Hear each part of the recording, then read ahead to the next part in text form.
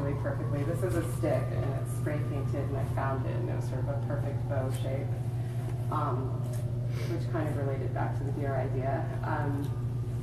And then I just tied stuff to it and it sort of cascaded down. There's a full picture right here.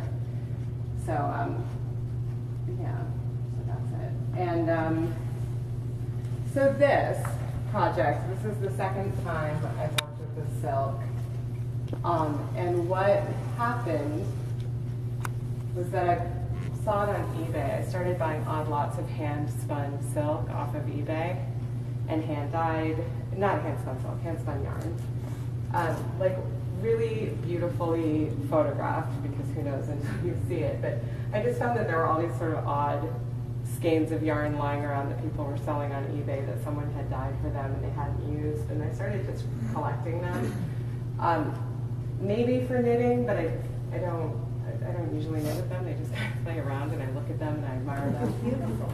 And I like this idea of all the work that when a sad story is a woman who was on eBay selling all this yarn that kind of looked like this, in fact, all different weights of yarn that she had spun and dyed herself, and she was in the process of dying of cancer and was trying to get rid of everything she had and also make a little money on the way out. And I bought all this stuff from her, and it's just kind of an eerie slash nice. It sits in a basket in my house, and I made a little thing for my daughter out of it. But just knowing that someone's touching it and making it and working on it, and I just am drawn to it. So I bought this stuff to knit with from Bangalore, and it costs nothing. And when you buy it, it's like pennies.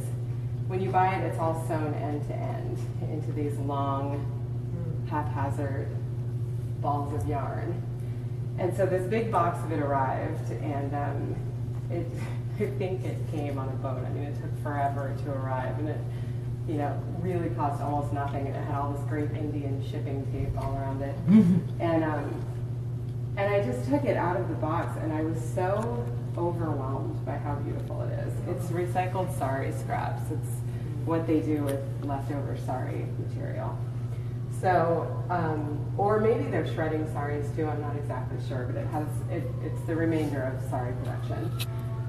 So it came, and right away, I think within maybe like a day of unrolling one of the skeins, I just started to pull it apart into its actual pieces, which just all it takes is, tugging at it. And this was maybe 3 years ago, and I had it in my studio, and it would just sort of catch my eye. And then one day I started arranging it on the wall, and it stayed on one of the walls of my studio for at least a year. And then a studio visit, a curator just really fell in love with this sort of 8-foot, or not even, I mean, it was probably this big, bit of what I had on my wall, and just said, like, let's do something with this. So in the summer that just passed, I made a 50-foot version of this. So it's much larger. And the way it's arranged is not so much a rainbow. I mean, it obviously is a rainbow. But if you get up close to it, when I was doing the 50-foot version of it, they kept trying to get helpers to help me because it looked like so much work. But it actually requires a lot of decision making, because the warp and weft of every single piece of the fabric kind of takes it to the next one. So some of them are really strangely woven, where it's, I'm never going to be able to find one. I'm talking like this one, for example, is like green and purple. So you